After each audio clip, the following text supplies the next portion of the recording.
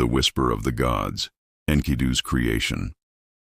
In the restless heart of the Mesopotamian wilderness, where the reeds hiss and the rivers coil through lush, untamed grasslands, the gods gather in silent council.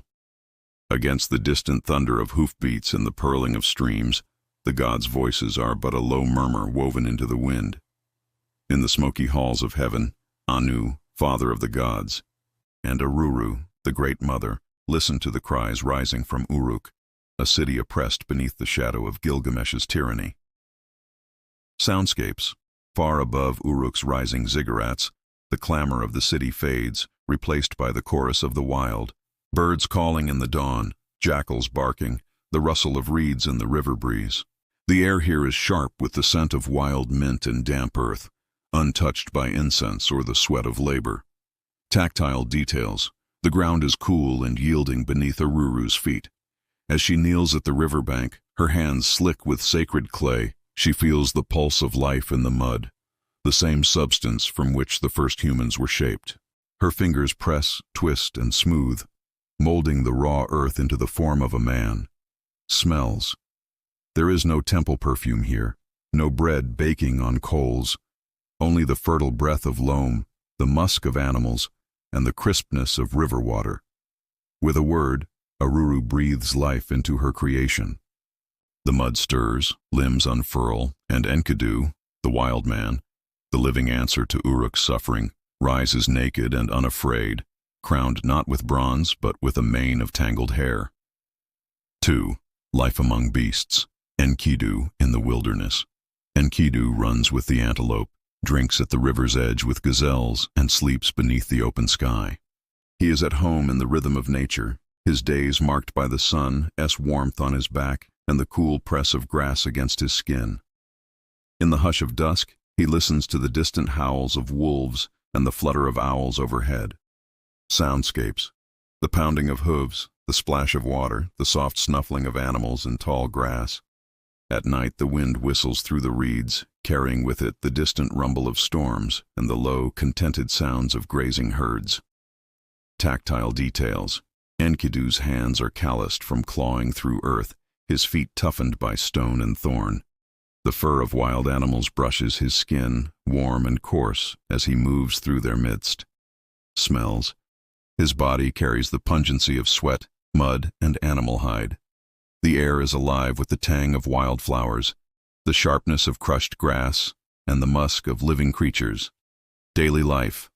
Unlike the people of Uruk, Enkidu knows nothing of weaving, brewing, or farming.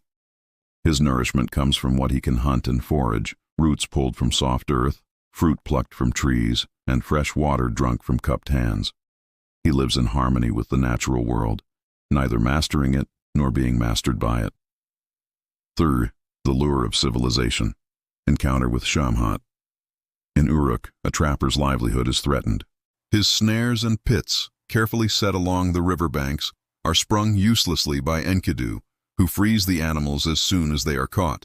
The trapper, frustrated and fearful, brings word of the wild man to Gilgamesh. The king, ever cunning, sends Shamhat, the sacred harlot, priestess of Ishtar and emissary of civilization. Soundscapes. The city's sounds travel with Shamhat. The echo of temple chants, the rhythm of looms, and the distant clang of bronze. As she approaches the wilderness, these noises fade, blending with the hush of anticipation and the soft sough of wind through tall grass. Tactile details. Shamhat's robes are fine linen, soft against her skin, carrying the warmth of the city sun. As she sits by the watering hole, the coolness of stone seeps through her garment. Her hands are gentle, fingers skilled not only in seduction, but in the rituals of the temple. Smells. She brings with her the fragrance of sacred oils, a whisper of incense, the sweet trace of honeyed bread. Enkidu, drawn by curiosity, approaches. His nostrils flare at the unfamiliar scents. Civilization, for the first time, invades the wild. For 6 days and 7 nights, Enkidu and Shamhat lie together. In her embrace, Enkidu's senses are overwhelmed by the softness of skin, the heat of breath, the mingled aromas of sweat and perfume. Each night, his wildness ebbs, replaced by a growing awareness of something new and strange: humanity. 4. Becoming human. The price of knowledge. As dawn breaks on the seventh day, Enkidu rises uncertain. He returns to his animals, but they now shy away from him. His scent has changed. He is no longer wholly of the wild. A deep ache fills him, a hunger not of the body, but of the soul. Soundscapes. The animals' calls are now distant, wary. The silence that follows is heavy, broken only by the soft voice of Shamhat, coaxing him toward Uruk. Tactile details.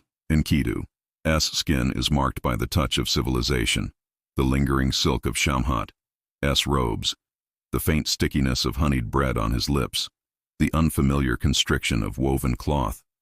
Smells. He is caught between two worlds, the memory of wild grass and animal musk, and the new enticing odors of roasted meat, spiced wine, and burning incense. Transformation. Shamhat teaches him to eat bread and drink beer, staples of city life.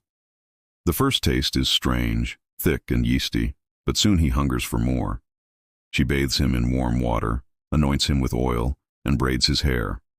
Under her guidance, Enkidu learns the ways of people: speech, laughter, song, and sorrow.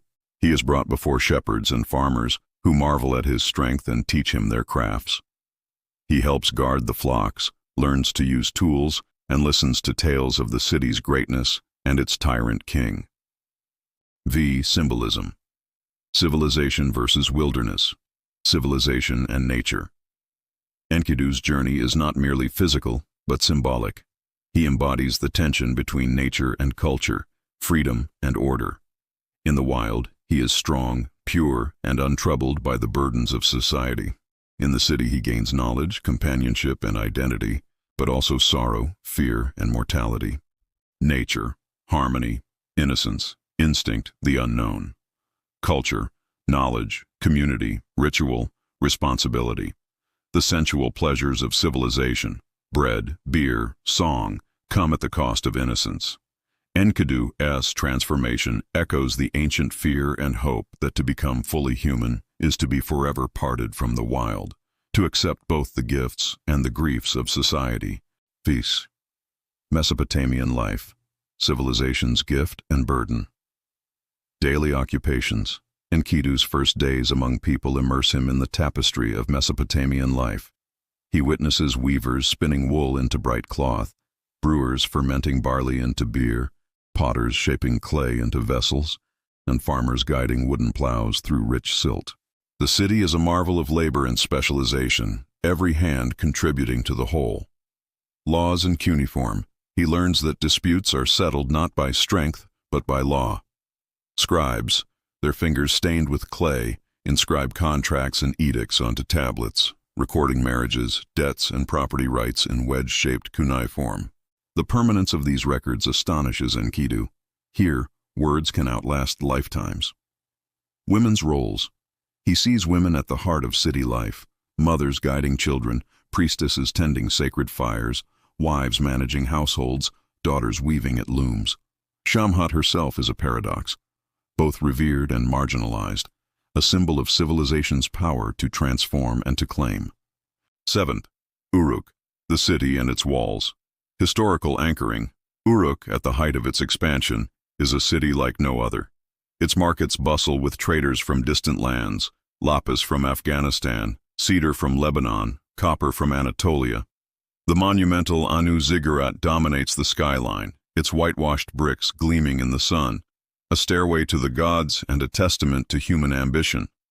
Gilgamesh claims these works as his legacy, yet Enkidu sees in their stones both pride and imprisonment. Parallel to modern cities, Uruk is the New York of its age: crowded avenues, ceaseless noise, a hub where innovation and tradition collide. If Gilgamesh and Enkidu walked Times Square today, what would they recognize? The chatter of tongues, the glitter of commerce, the striving for greatness, and the loneliness amidst the crowd. 8. Symbolic analysis. The walls of Uruk. Safety versus isolation. The walls are both protection and prison. They shelter Uruk's people from wild beasts and raiders, yet they also separate them from the freedom and innocence of nature. Within there is order, beyond the unknown. The walls are meant to endure, but all things, even stone, must one day fall. Permanence versus fragility. The city's monuments promise immortality, yet they are built from mud brick, fragile as the lives they contain. Civilization is a bulwark against chaos, but its foundations rest on labor, suffering, and the ever-present threat of change. Kings as mediators. To the Mesopotamians, kings are not merely rulers, but intermediaries between gods and mortals. They build, they sacrifice, they maintain order. Yet, as Enkidu learns, even kings are subject to the god's will and the fate that governs all life. 9. Foreshadowing, the meeting of fates. As Enkidu enters Uruk, the city's noise and scent envelop him. In the distance, the temple bells clang, and the priest's chants drift on the breeze. Somewhere, Gilgamesh broods atop the walls, bronze armor gleaming, weighed down by pride and destiny. In the wild, the grass grows tall over ancient graves.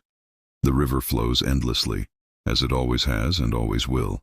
The gods watch, unseen, as the paths of king and wild man draw inevitably together. Subtle hints. A shadow in the wilderness, a restlessness in the city. Enkidu, once free, now yearns for meaning among people. Gilgamesh, king yet alone, senses a challenge approaching, an equal, a friend, a rival. Ahead lies a journey that will test not only their strength but their humanity, and will bring both face to face with the ultimate truth. All must confront mortality,